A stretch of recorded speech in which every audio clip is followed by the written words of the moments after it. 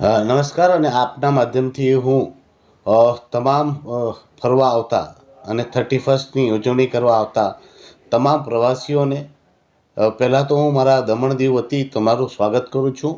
અને આ બાબતે હું તમને એ કહેવા માગું છું કે જે કોઈ 31ની ઉજવણી કરવા માટે દમણ આવે છે કે દીવ આવે છે, તેઓએ રાત્રે પહેલી વાત તો નશાની હાલતમાં દમણ છોડવું કે દીવ છોડવું નહીં.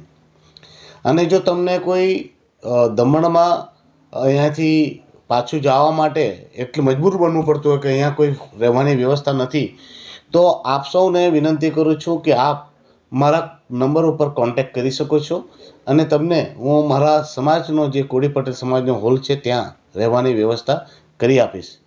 તો એક વાતનું ધ્યાન રાખવું કે પીધેલી હાલતમાં જીવને જોખમમાં રાખીને દમણથી બહાર જશો નહીં. અને બીજી વાત એ કહેવાની છે કે લાસ્ટ 5-7 વર્ષથી ગુજરાત પોલીસ જાણ જોઈને દમણના ટુરિસ્ટોને ટાર્ગેટ કરે છે અને આ લોકોને રાત્રે પકડીને રાત્રે અમને પકડીને જેલોમાં બંધ કરી દેતી હોય છે. તો આ હેરાનગતિ ઘણા વર્ષોથી થઈ રહી છે, જેના લીધે અમારા ટુરિઝમને અને અમારા વેપારીઓને નુકસાન થઈ રહ્યું છે.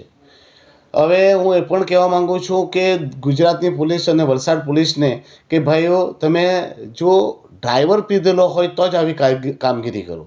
સાથે ડ્રાઈવર પીધેલો ન હોય અને ગાડી ચલાવતો હોય તો પેસેન્જરોને હેરાન કરવાનું બંધ કરો.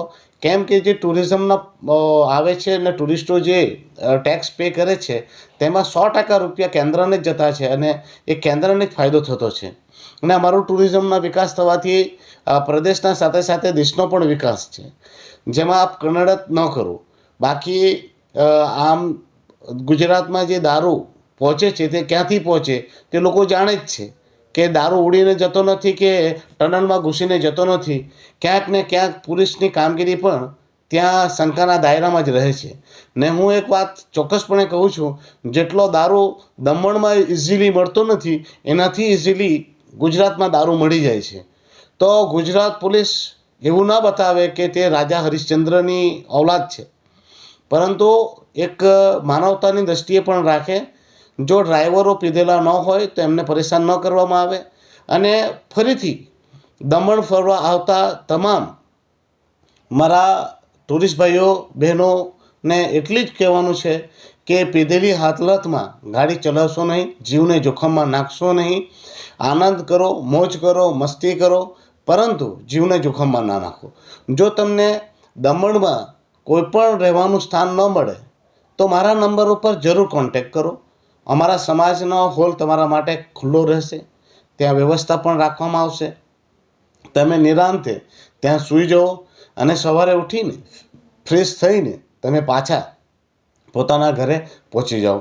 અથવા તો તમારો ડ્રાઈવર તમે એવો લાવો જે પ્રોફેશનલ હોય અને તે પીતો ન હોય અને તેને નહીં પાવો, કારણ કે તમારી સલામતી અને સુરક્ષા મુખ્ય છે. દમણ દીવ વર્ષોથી પ્રવાસી સ્થળ રહ્યું છે અને વધારે પડતું હું એટલું જરૂર કહીશ કે મારા ગુજરાતના ખરેખર ગુજરાતના સુરતના લોકો દ્વારા અમારા દમણનું ટુરિઝમને ચલાવવામાં આવતું રહ્યું છે. તો આપ સૌને ફરીથી વિનંતી કરું છું કે 31માં આવો, વેલકમ છે તમારું, પરંતુ સુરક્ષિત રહો, સલામત રહો, એ પણ અમારો ઉદ્દેશ છે. બસ આટલું જ કહેવાનું. તમને જો રહેવાની વ્યવસ્થા ન મળે તો મારો નંબર 9825884410 ઉપર જરૂર સંપર્ક કરજો. હું તમારી રહેવાની વ્યવસ્થા મારા સમાજના હોલમાં જરૂર કરી આપીશ. ધન્યવાદ.